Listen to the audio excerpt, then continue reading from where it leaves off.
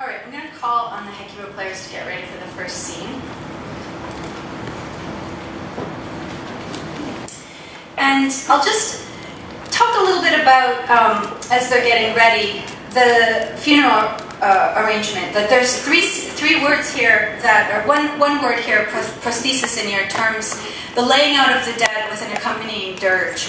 So it's actually Aristotle who uses the word komos, and it's often translated as dirge, that we have a dirge for the dead, or a komos. And this is, according to Aristotle in his Poetics, a song of lament shared by the chorus and the actors on stage. So we're going to see a dirge in the second scene. But first we have to see the significance of burial. We already saw this in Ajax, but it's very interesting, I think, that once again we have the stakes very high for burial of Polydorus.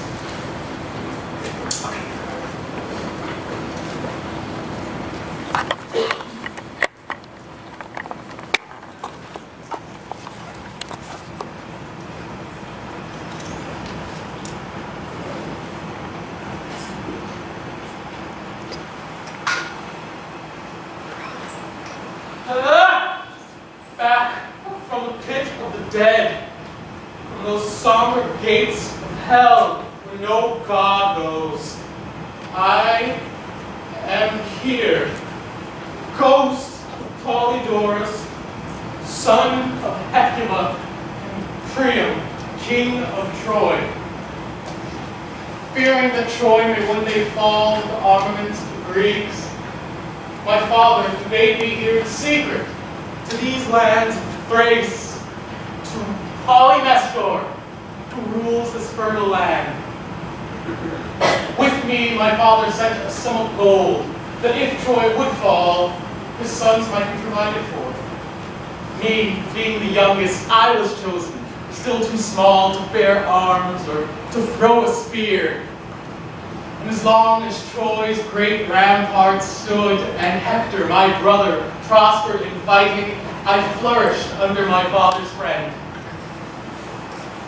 But when Troy fell, and Hector died, and picks and shovels dug up our hearth, and there, by the altar which Apollo built with his own hands, Priam fell, butchered by Achilles' son, that is when Polymestor ripped off his mask and, motivated by nothing more than greed, murdered me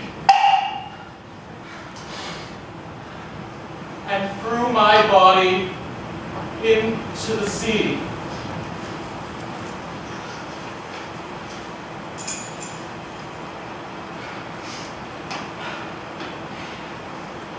Here my body lies, thrashed by the waves, washed up on shore, unburied and unmourned.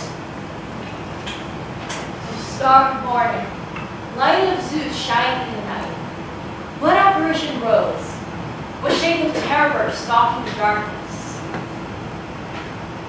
Goddess Earth, womb of dreams, whose dusty winds trouble like bat that flickering air.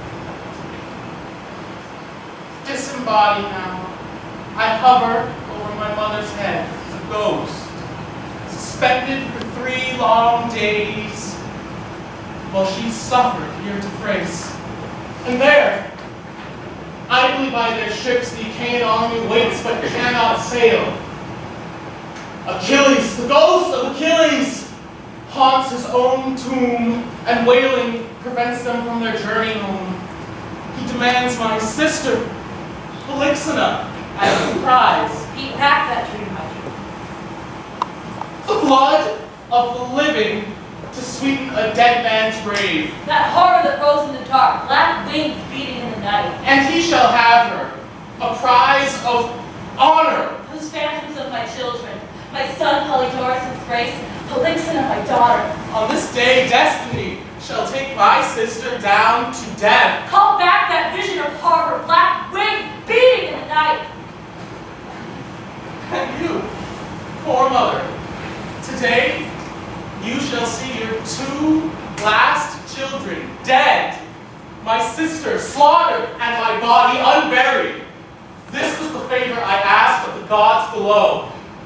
that I may find my mother and be buried by her hands. Oh, mother, poor Majesty, fallen queen, shorn of greatness, pride, everything but life.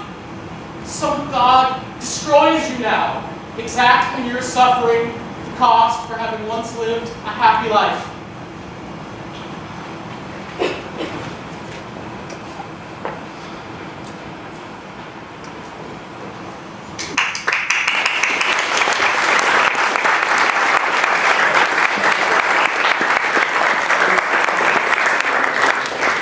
So in order to present it within the time allotment, we've taken some creative liberties, and I'll let you parse those out in your classes, how we combined two scenes, the first two scenes there. So in preparing to do these in performance, we really did think about lamentation and the gestures of lamentation and how you would show grief on stage. We've been looking at this text as a book, reading it as black words on a page, and how do we really think about bringing that to life? So you can see that Hannah, who's playing Hecuba, was playing with some of those gestures of mourning there. So what does it mean to see grief on stage? The word theater, means a place of seeing. This is a place to view performance. I'd like to remind you that how much of the language of seeing we saw in Ajax. If you recall how desperate Tecmessa was that Ajax not be seen in full view, or that the act not be done in full view. This language of seeing is not just for the characters, but it's also for the audience of up to 18,000 people who would have been watching these in the original theaters. So how should we show this on stage? We look for the clues from the characters of where to look and when not to look. In the upcoming scene, in a couple of minutes, Talthybius is going to help us with how we look or don't look. In a theater with 10,000 to 15,000 audience members, subtle gestures and acting do not work. The mask, the dress, and the gestures of the actors have to become codes to understand the play's characters. We really had to work hard with the actors, and I think we were very successful to show that subtle acting here, that is what we might associate with film acting, 20th or 21st century subtle acting where you raise an eyebrow, is not going to work in a theater with 10,000 or 15,000 people. So the language of seeing is very important, and the masks, the costumes, and the gestures are also very important. With the Ghost of Polydorus, he tells us what has happened to us and how his mother will find his body. This is the prologue. He tells us basically everything we need to know to start out the play. He gives us the stakes, that is, I'm dead, my sister's going to die. I'm not giving anything away here, am I? My sister's going to die, I need to be buried. Things are bad now, things are just going to get worse. The ghost, in a way, is asking for our pity, asking for empathy. This is very different from the opening of Ajax, where it opens with a goddess who seems to be quite glib, and actually, I don't think we'd want to spend a lot of time with her.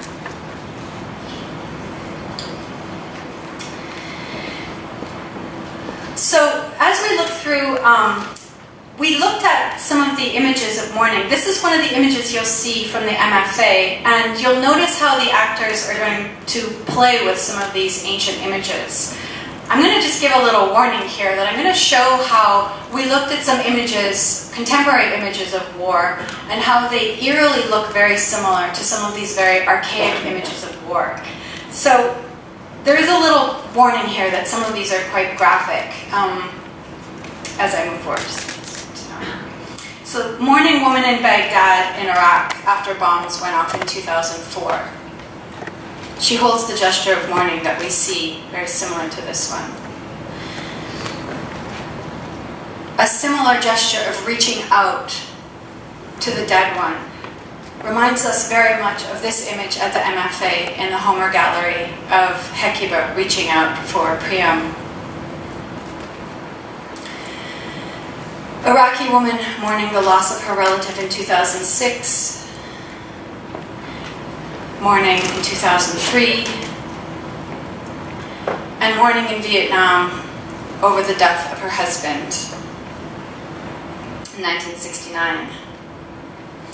And I think we could also recognize this image of mourning, forever in mourning, sculpted in mourning, Mary, who never really ever stops grieving. This is a contemporary image by the dancer Martha Graham. I know we have some dancers in the audience. You can take a look at this on YouTube if you want, Martha Graham Lamentation. It's a dance that she made where she actually says that lamentation is the tragedy that obsesses the body, and the garment that is worn is just as though you were stretching inside of your own skin. You can't get away from the grief. And here we have an image again from the MFA. There's Hecuba in her gesture of mourning with her hand on her head, and Priam reaching out to Achilles as their son gets dragged around. So I'm going to call on for scene 2. The chorus, as they're getting ready, very unique to Greek theater and has been taken up in a lot of subsequent dramas, modern dramas as well. Woody Allen also plays with the chorus very often in his films. The chorus is meant to not only tell us what has happened, tell you, the audience, what has happened, but it's meant as a kind of accumulated effect of information, accumulated effect of mourning, accumulated effect of information. So I'm just going to let them get ready. And this is a scene of mourning women on a relief from about the 2nd century AD. Take the old woman, too old and feeble to stand. Help me, women of Troy. Help me, women of Troy. We come to you in haste, Hecuba. We left the tent where the lot assigned us. Slaves torn from home when Troy was burned to ground by conquering Greeks. We bring you painful news. We cannot lighten your load. We bring your worst to bear. Just now, in full assembly, the Greek decree came down. They know that your daughter must die to be slaughtered alive in the tomb of Kyna. The sails had been unfurled, the fleet stood out to sea, and then from his tomb Achilles rose, armor blazing, holding them back, crying, Ho, Argives! Where do you sail, leaving my grave without a prize? Arguments broke loose, dividing Greek from Greek. If one man spoke for death, another spoke against it. On your behalf spoke Agamemnon, the one who shares your daughter's bed. poor, mad, Cassandra, 2 sons of Odysseus, twin shoots of Athens, rose and spoke, both with one intent, to crown Achilles' grave with living blood. And so the struggle swayed, equally poised, until he spoke, the hypocrite with a kind of tongue, the sweet talking, crown-pleasing liar, The demagogue, Odysseus. and in the end he won, asking what the life of one slave was worth when laid in balance with the honor of Achilles. And he's coming here to tear your daughter from your breast and wrench her from your arms. Go to the temple. Go to the shrine. Fall at Agamemnon's knees. Call on heaven's God. Invoke the gods below. Unless your prayers prevent her death, unless your pleas can protect her, then you shall see your child face downward on the earth, and the stain in the black earth spreads as the red blood drips from the golden gleaming chain and broken at her throat. Whatever shall I shout? What cry? What lament?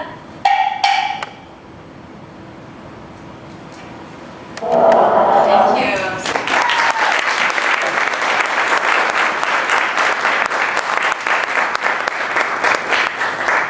Thank you. We've got 2 more to go. So we have a lot of questions here. Whatever shall I shout? What cry? What lament? Very common question, not asked in this scene, but that is asked throughout. She actually asked it a couple of times, is what shall I do? These rhetorical questions really demand that action be taken. Tidrasso was another term that Professor Esposito gave us, and I really want to dig deeper into this term, this Greek term, tidrasso.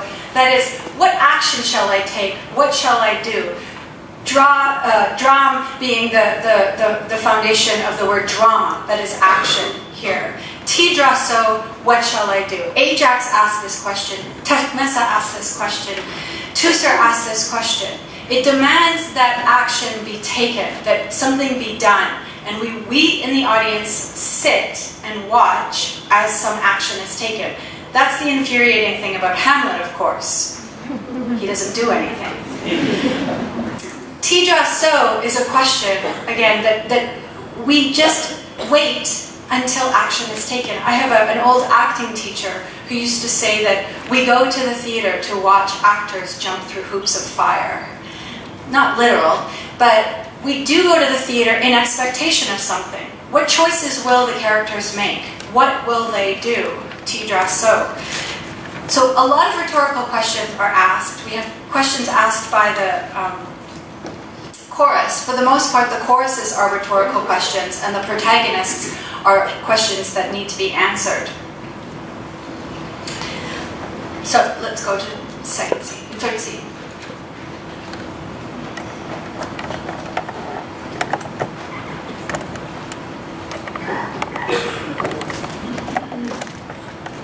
Whatever shall I shout? What cry? What lament?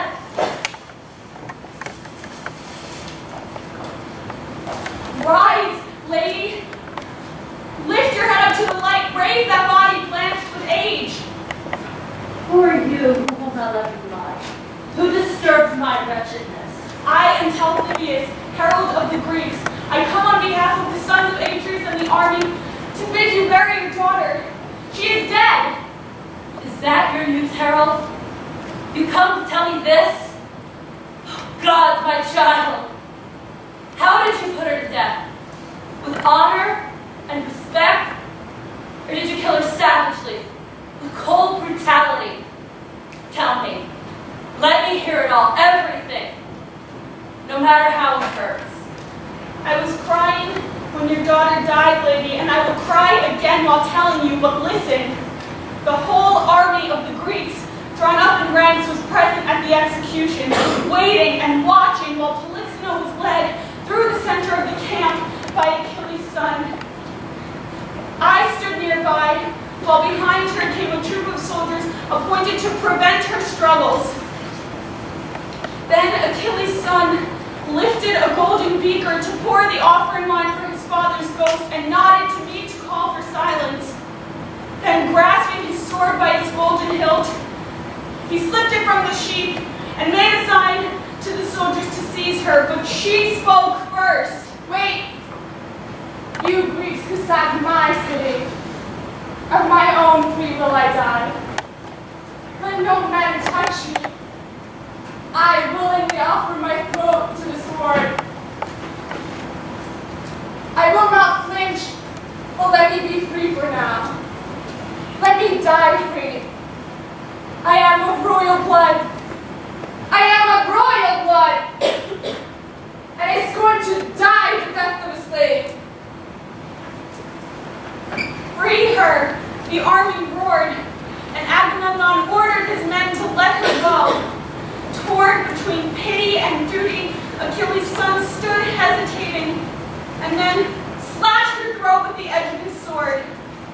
The blood gushed out, and she fell to the ground, dying. But even as she fell, managed somehow to fall with grace, modestly hiding what should be hidden from men's eyes. Some scattered leaves upon her corpse, and others brought branches of pine to heat her pyre. And now, you know it all. For my part, having seen your daughter die, I count you, of all women, the one most blessed in her children, also the unhappiest.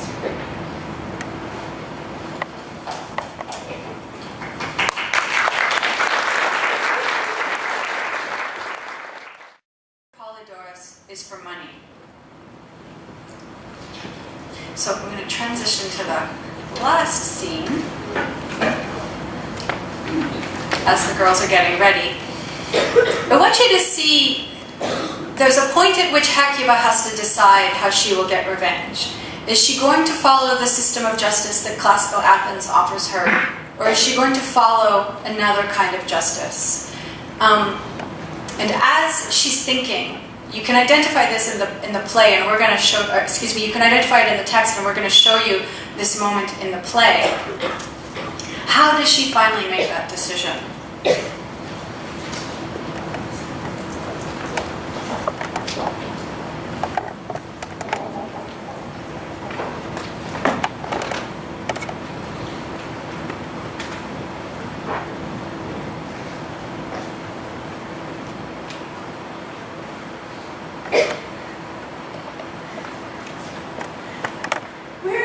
women. Where is Hecuba, who separates outstrip us all? What new suffering do you bring us? This is the grief I bring to Hecuba. Where is our heart to find to explain this burden? She laments Calypsona and will not grasp this new despair. This is mockery, not news. I know it all. Why do Propolis is by here?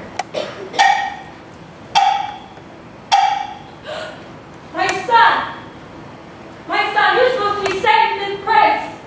Oh God in heaven, let me die. Child, horror, too much to be believed. This is my life.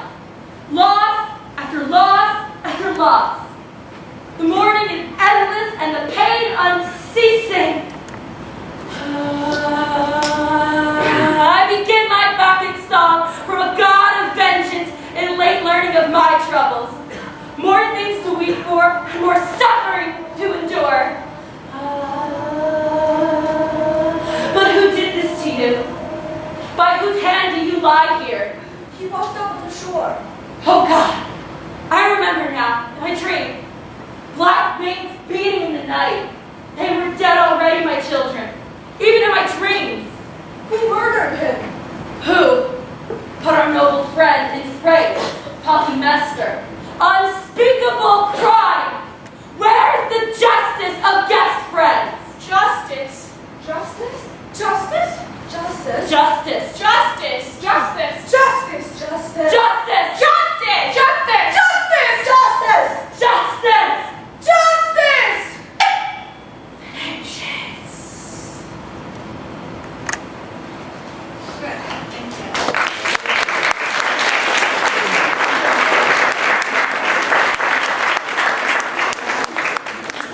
So we're leaving it up to you to